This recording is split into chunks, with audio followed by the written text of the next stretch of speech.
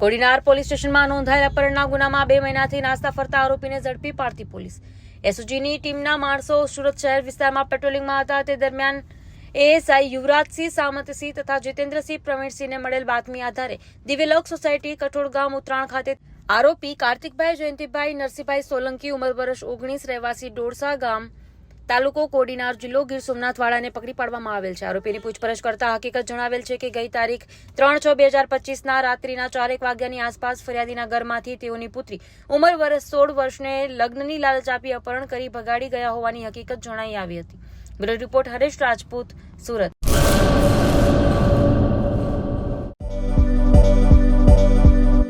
નોકરી માટે સુવર્ણ તક. LIC સાથે મહિલા વીમા સલાહકાર તરીકે જોડાવાની અમૂલ્ય તક. વીમા સખી મહિલા કરિયર એજન્ટ વિશેષ ભરતી યોજના. સ્ટાઇપેન્ડ 3 વર્ષ માટે.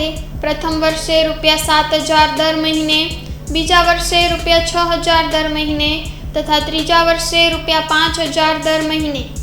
આકર્ષક લાભો: housing loan, group insurance, medical insurance.